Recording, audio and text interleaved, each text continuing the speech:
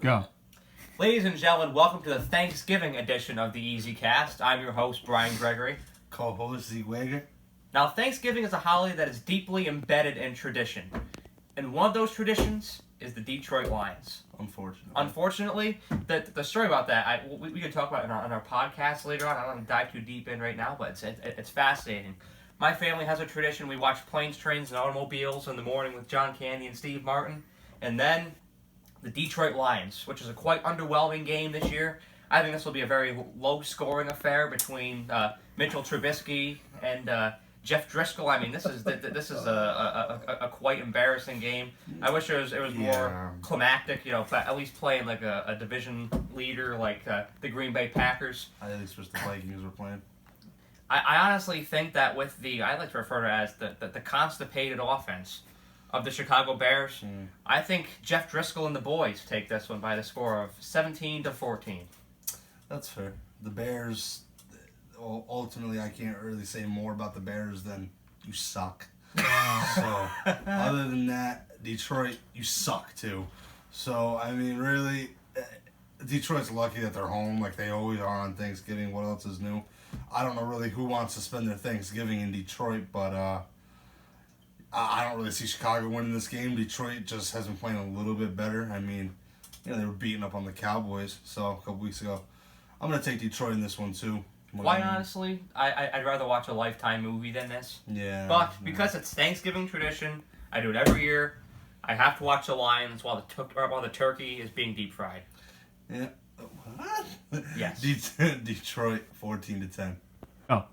So this, you want to talk about tradition, this is the most deeply embedded tradition game in all of the NFL. Dallas Cowboys at 4:25 on Thanksgiving. This is what I watch while I'm eating the turkey. Now, obviously, this is the most critical game for the Cowboys all year. An immense amount of pressure applied to them for such a day of gratitude. They are really facing the pressure. Jason Garrett, do you think that he is coaching for his job in this game? I believe so. I mean, honestly, I don't think that Jerry Jones is going to fire Garrett early. Like, obviously, because the season's almost over, okay? And if they make the playoffs, they're not going to want to do it with a new coach. Because that's the whole team, it's going to ruin everything for them. And they're in position, too, because let's be honest. The Philadelphia Eagles have underperformed this year. They're not going to clinch a playoff spot. Like Dallas is going to get in. Right. Yeah.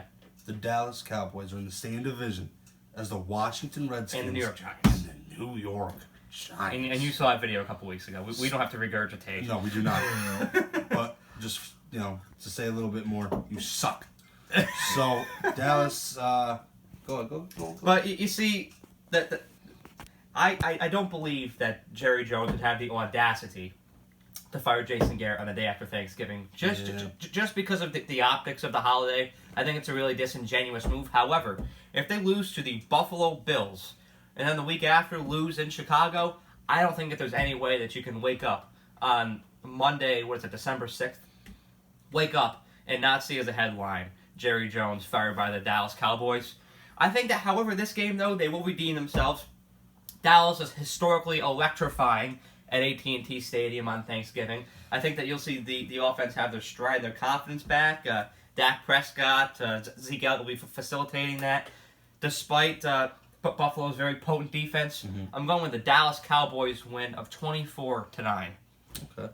Well, for Dallas, hopefully you guys' play calling doesn't suck this week, because against New England it was god-awful. You need to change that for sure. I mean, you could have beaten New England with no problem. New England was, beating themselves, but you beat yourself up worse than they did. So, I wish I could go for Buffalo, because Buffalo, I give it to Josh Allen, man. He's really been having a good year. He really has. He's been improving really I have to give him credit, for a lot. So I give him a lot of credit for that. But Dallas at home, Thanksgiving, it's just not the game for Buffalo. Buffalo will make the playoffs, though. Yeah, I see it being a 10-6 team that will clinch that 5 seed. Now, I'm a New England Patriot fan, as you all know, and unfortunately, at the end of the game on Sunday, when Dallas got the ball back after Brady floated out of bounds, I was nervous. Like, my palms were sweating because I know Dak Prescott's potential with throwing deep downfield. And you referenced the play calling. Who doesn't air it out on the last play of the game? Why would you throw 15 yards to Randall Cobb to end the game? And then, of course, what's Bill Belichick going to do? He's going to suffocate you. He has 2 cornerbacks and 2 safeties right there to swallow you up. Throw it down the field deep. Well, ultimately, it's Dak, and I don't really like Dak. Also, Dak will not be getting paid. Dak is one of the most talented quarterbacks in the NFL. I'm tired of hearing Dak take the scrutiny. Yeah. It's poor play calling. Also, the field goal.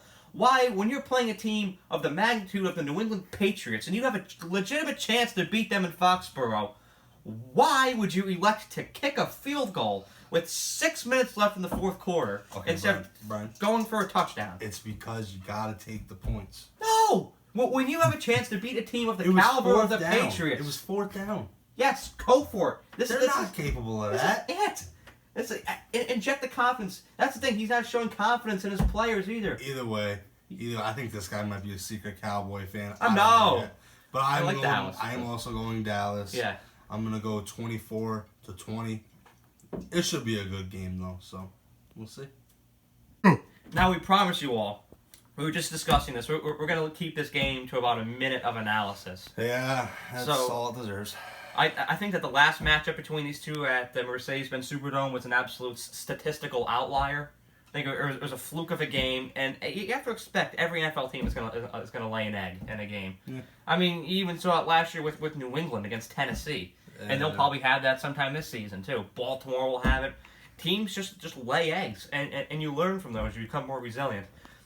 As I think the Saints will here, I'm projecting a 38-17 victory in Atlanta by the Saints. They will completely annihilate the Falcons. I'm also going to go with the Saints.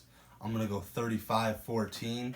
I mean, yeah, the Falcons had a couple hot games there, but, like Brian said, you win a couple. Even my Dolphins won a couple. I mean, things happen. So, New Orleans is going to take this one with an easy victory on Thanksgiving in Atlanta.